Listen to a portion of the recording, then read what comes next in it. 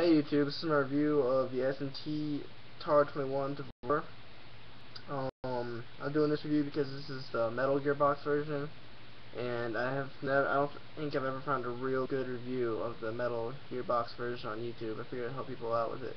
S&T kind of got a bad reputation for this because they had the polymer gearbox at first, but this is the metal one, so it's much higher quality. You can shoot harder, you can put better springs in it, and it'll take more beating than the polymer gearbox.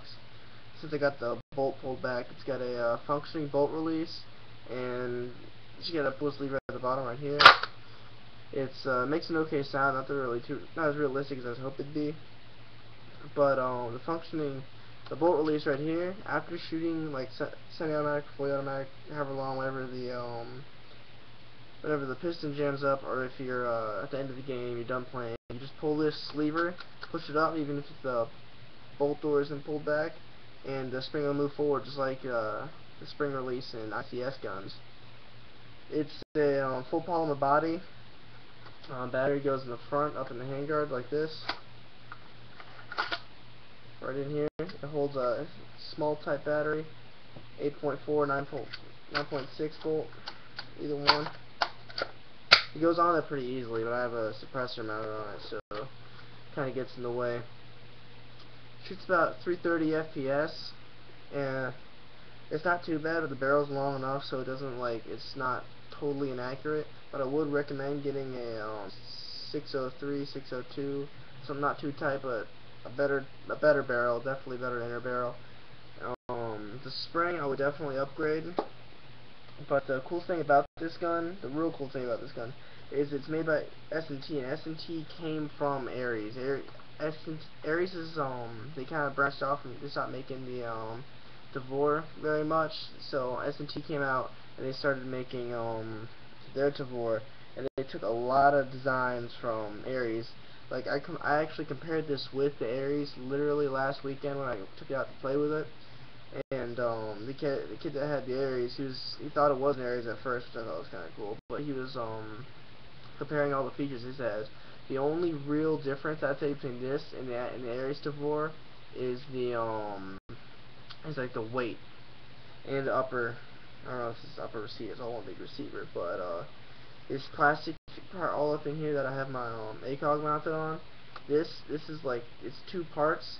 There's a part right here where the rail mounts onto, and another part right here. This part I don't understand. It's just kind of random plastic, but it's not as tight on there as I'd like it to be. There is a little bit of wobble, not much, but there was a lot more when I first got it. I just tightened up the screws on top of it. They do make an aluminum rail set. I think you can get on eVic for like 20 bucks. It's like the same as the Ares rail. You can put it. Means you'll be able to mount the rail right in here on the other side of the charging handle, and they change this plastic rail up here for an aluminum one, which is always good. The cool thing about this, since S&T took lots of Ares, you can put a lot of real steel stuff on here. Like I found online on an Israeli weapons site, there's a rail I can put right here in the bottom. And I was looking at the specs of the real tavor and this tavor, and it would match up there perfectly. It's even got the hole in the bottom so I can put the rail on. It has a quick change spring like most Ares. All I have to do is pull this one body pin out of the back, and it'll the butt plate will fold down, and it has a flathead screwdriver screw, and all I have to do is take off the screw with a screwdriver, and take out turn the Allen key in there 90 degrees, and the spring will come out. You don't have to open up the gearbox, which I think is cool because I have no idea how to open up the gearbox in this gun yet. I really wanted me to put a Type 4 in this, but so yeah, if anybody can help me out with that, that'd be cool too. Other than that, it's probably the best gun I've ever owned, especially if it's done so cheap. I got mine from Manassas CQB store, the store in Manassas. I got it for $260, which it's a pretty fair price for the gun. But yeah, like I said before, it's got the metal gearbox. It'll take much more beating than that polymer gearbox.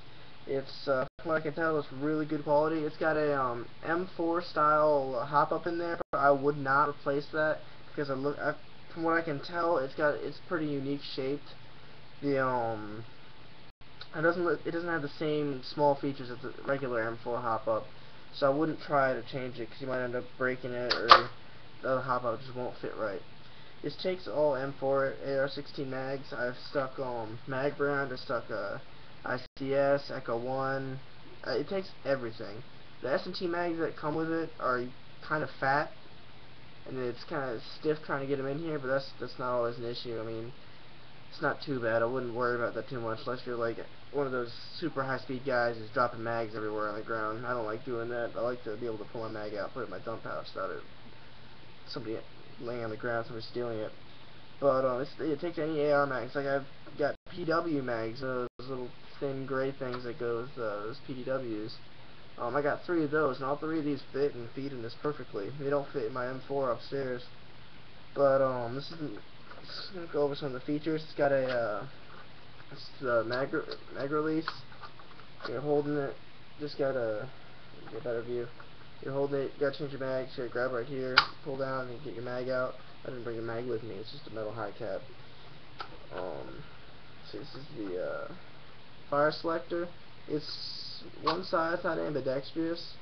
It's not too bad. My only beef with it is that here's safe. Semi is all the way up here. It doesn't click in too well either. And here's automatic. But see, my problem is when I went out to go play with it, I'd be at safe, and I'd want to switch it to like that. Yeah, I want to switch it to fire. I'd switch it only halfway up. It'd still be on safe. I have to push it all the way up, and I'm gonna be on fully automatic, and that I don't like fully automatic waste BBs. But that's alright. It's not too bad. I'm sure something I could do in there to tighten it. There's an Allen key right there, so I'm sure I could probably tighten that up more. But what it looks like, it has flip-up iron sights. I'll go ahead and show you those when you want ACOG off, because the rear sight won't come off with the ACOG on there.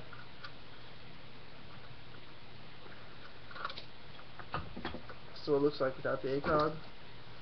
Flip-up iron sights. You got one in the front, and one in the back. Flips up to the side. They're not bad. They're not terribly awful. Like, they're okay. I don't really know how I can compare these to any other sights, because I've never seen any real iron sights like this. But they're not bad. I don't really use them. I just use a scope because my scope is 4x zoom. Anything more than that is just unnecessary for airsoft. But it's just a perfect gun. I really like it. It's real lightweight. The only real downfall is some of the small details.